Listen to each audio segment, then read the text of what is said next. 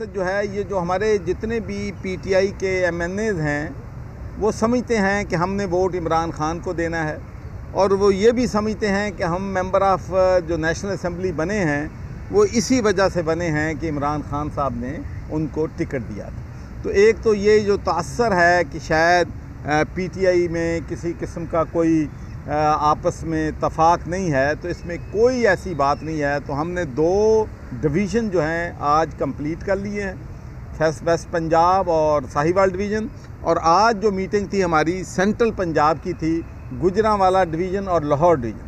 اور میں آپ کو یہ بات بالکل ایمانداری سے بتاتا ہوں کہ 100% ہمارے ایم این ایز کے ریزرویشنز ہو سکتی ہیں، لیکن اس بات پہ سب متفق ہیں کہ ہم نے عبدالحفیظ شیخ اور فوزیہ ارشد کا الیکشن جو ہے خود اپنا الیکشن سمجھ کر لڑنا ہے۔ تو یونانیمس ماشاءاللہ سپورٹ ہے۔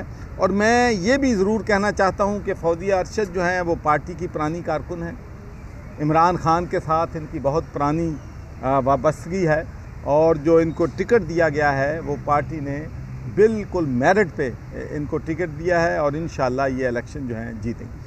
اس کے بعد میں عبدالحفیظ شیخ صاحب کے بارے میں یہی کہوں گا کہ ہمیں ان کی ضرورت ہے، اور انہوں نے فائنینس منسٹر بننے کے بعد جن مشکلات میں ملک کی اکانومی کو صحیح سمت میں ڈالا ہے، بلا شبہ اس کا کریڈٹ جو ہے وہ عبدالحفیظ شیخ صاحب کو جاتا ہے۔ آپ دیکھ لیں کہ 2018 میں ہمارا جو کرنٹ اکاؤنٹ ڈیفیسٹ تھا وہ $20 بلین تھا، جس کا عام لفظوں میں مطلب یہ ہے کہ ملک سے $20 بلین جو ہیں ملک سے باہر زیادہ جاتے تھے اور $20 بلین کم آتے۔ تو آپ دیکھ لیں کہ وہ ملک معاشی طور پر کیسے مضبوط ہو سکتا ہے جس میں آپ کے $20 بلین سالانہ جو ہیں ملک سے باہر چلے جائیں۔ اس کے علاوہ آپ سٹاک مارکیٹ کو دیکھ لیں، ماشاءاللہ ڈیورنگ کووڈ-19 کے باوجود، اور جو کووڈ-19 کے دوران جو فائنینشیل پیکیج دیا ہے غریب لوگوں کو، 180 ارب روپیہ 1.5 کروڑ فیملی کو تقسیم کیا ہے۔ میں سمجھتا ہوں کہ یہ حکومت کی، پرائم منسٹر کی، عبدالحفیظ شیخ صاحب کی اور ثانیہ نشتر کی ایک بہت بڑی کامیابی تھی۔ اور آپ سب کو یہ بھی معلوم ہے کہ یہ جو پیکج ہم نے دیا ہے 12,000 فی فیملی، اس میں پولیٹکس کو ایک طرف رکھ دیا گیا ہے۔ صرف وہ لوگ جو ڈیزرو کرتے تھے، چاہے ان کا تعلق کسی پارٹی سے تھا، کسی صوبے سے تھا، ان سب کو برابری کی بنیاد پہ ہم نے وہ جو 12,000 روپیہ تھا وہ تقسیم کیا۔ اس کے بعد بزنس کے لیے جو پیکج دیا، جس کی وجہ سے کنسٹرکشن انڈسٹری کو جو پیکج دیا، آپ کو معلوم ہے کہ آج پاکستان کا بزنس مین جو ہے وہ خوش ہے۔ تو اب میرا خیال ہے میں نے کافی وقت لے لیا ہے، تو اب شفقت محمود صاحب سے میں ریکویسٹ کروں گا کہ 2 منٹ کے لیے، اور اس کے بعد پھر حفیظ صاحب آتے ہیں۔ بسم اللہ الرحمن الرحیم۔ میں تو اس لیے ایک تو حفیظ شیخ صاحب کی جو الیکشن ہے اس کے بارے میں بات کرنی تھی، وہ گورنر صاحب نے بڑی تفصیل سے کر دی ہے۔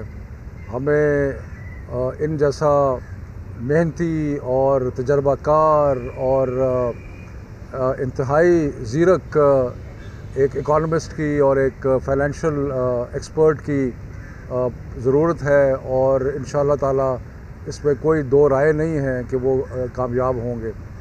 لیکن میرا خیال تھا کہ شاید آپ کے ذہن میں کچھ اور بھی سوال ہوں گے آج، اس میں صرف میں اتنا کہوں گا، اور اس کے بعد حفیظ شیخ صاحب، کہ پشاور میں نوشہرہ میں الیکشن ہوا، حکومت پی ٹی آئی کی، پی ایم ایل این وہاں سے جیت گئی، الیکشن کے بارے میں کوئی شکایت نہیں ہے۔ وزیر آباد کا الیکشن، حکومت پی ٹی آئی کی، پی ایم ایل این جیت گئی، سب ٹھیک ہے۔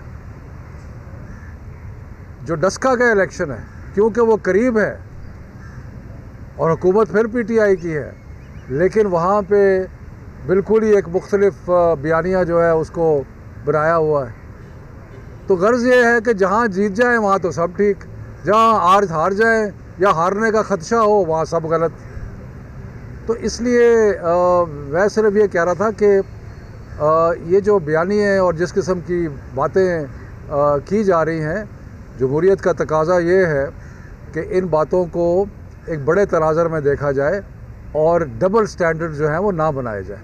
تو باقی یہ صرف میں نے ایک چھوٹی سی گزارش کرنی تھی. باقی میں حفیظ شیخ صاحب سے گزارش کرتا ہوں. جی بسم اللہ الرحمن الرحیم. میں سب سے پہلے گورنر صاحب کا شکر گزار ہوں اور ان MNA حضرات کا اور خواتین کا جنہوں نے مجھے یہاں دعوت دی اور بہت ہی اچھی بات چیت ہوئی. ان سب کے پاس ایک پبلک کی ریپریزنٹیشن ہے, ان سب کے پاس ذہانت اور تجربہ ہے, اور سب سے بڑھ کر یہ کہ اس ملک کے لیے یہ کچھ کرنا چاہتے ہیں. تو کئی تجاویز دی ہیں انہوں نے کہ پاکستان کی معیشت کو کیسے مزید مضبوط کیا جائے, قیمتوں کو کیسے مزید کم کیا جائے, اور سب سے بڑھ کر جو پرائم منسٹر عمران خان کا جو بنیادی محور ہے ساری سیاست کا کہ پاکستان کے لوگوں کی زندگی کیسے بدلی جائے. تو اس میں بہت آئیڈیاز آئے ہیں اور انشاءاللہ اسلام آباد میں ہوتے ہوئے اور یہاں آ کر مستقبل میں بھی ان چیزوں پہ امپلیمنٹیشن کے لیے ہم مزید بات چیت کرتے رہیں گے. دیکھیں, جب پرائم منسٹر صاحب کی حکومت آئی تو ملک ایک شدید بحران میں اقتصادی طور پہ مبتلا تھا, اور اسی وجہ سے اس ملک کو IMF کے پاس جانا پڑا. کوئی بھی IMF کے پاس اپنی مرضی سے نہیں جاتا, چونکہ حالات جب بہت بگڑ چکے ہوں تب جانا پڑتا ہے. تو پرائم منسٹر صاحب وہاں گئے اور ایک بہت اچھا پروگرام انہوں نے تشکیل دیا اور بڑے سخت فیصلے کیے, جن میں 3-4 میں آپ کے سامنے رکھنا چاہتا ہوں. پہلے تو یہ کہ حکومتی اخراجات کو زبردست طریقے سے کم کیا گیا, اور یہ اخراجات کی کمی شروع ہوئی پرائم منسٹر ہاؤس سے. تو president house, prime minister house, کابینہ, فوجی لیڈرشپ تمام نے مل کر اپنے اخراجات کم کیے, اور اس کے بعد پوری سویلین گورنمنٹ, پوری ملٹری اسٹیبلشمنٹ وہاں پہ اخراجات کو ایک ڈسپلن انداز میں کم کیا گیا. دوسری چیز یہ کہ پاکستان کے جو صاحب حیثیت لوگ ہیں ان پہ ٹیکس بڑھانے کے لیے اقدامات کیے گئے.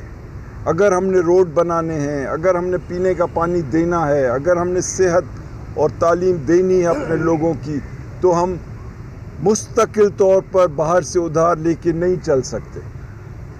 تو 17% کی گروتھ ٹیکسز میں لائی گئی کرونا وائرس سے پہلے, اور اب بھی اس کی جو گروتھ ہے وہ بڑھ رہی ہے کرونا وائرس کے باوجود.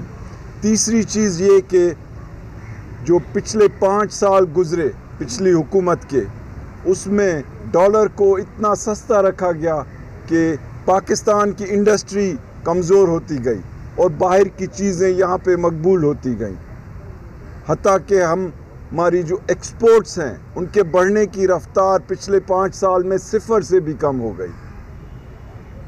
تو کیسے کوئی ملک ترقی کر سکتا ہے اگر اس کی چیزوں کی مانگ ہی دنیا میں ختم کر دی جائے, اور ڈالرز کی جو ریزروز تھیں وہ آدھی سے بھی کم ہو گئی. تو کیسے کوئی ملک اپنے لوگوں کو خوشحالی دے سکتا ہے اگر ان کے ڈالرز ہی ختم کر دیے جائیں. تو یہ بڑے فیصلے تھے, اور یہ طے کیا گیا کہ پاکستان کو ایک پائیدار بنیاد پہ مستحکم کرنا ہے, اور اس کے لیے انڈسٹری کو خصوصی مراحت دی گئیں تاکہ روزگار پیدا ہو, تاکہ ایکسپورٹس بڑھیں, تاکہ ڈالرز کمائے جا سکیں. اور آپ دیکھ رہے ہیں کہ پوری دنیا میں جب کہ ایکسپورٹس گر رہی ہیں, ہمارے خطے میں بنگلہ دیش, انڈیا, ان سب کی ایکسپورٹس گر رہی ہیں, تو پاکستان کی بڑھنا شروع ہوئی. پھر چونکہ ڈالر کو انہوں نے اتنا اتنا سستا کر دیا تھا, ہم نے اس میں ڈی ویلیویشن کی تاکہ پاکستان کی چیزیں جو ہیں دنیا میں اٹریکٹیو ہوں, اور اس کے بھی اثرات دیکھ رہے ہیں. اور آپ دیکھ رہے ہیں کہ ڈالر اب مستحکم چل رہا ہے. اور جو سب سے بنیادی چیز جس پہ بار بار میں آنا چاہتا ہوں کہ پاکستان کے جو بھولے ہوئے لوگ ہیں ان کے لیے عمران خان نے بجٹ کو ڈبل کیا, 100 سے 192 ارب, اور سبسڈیز اس کے علاوہ دی گئیں 1.5 करोड़ ख़ानदानों को पाकिस्तान के हर कस्बे, हर गांव, हर शहर, खुसूसी तौर पे ख़वातीन को पैसे दिए गए कि वो निपट सकें इन मुश्किल हालात से।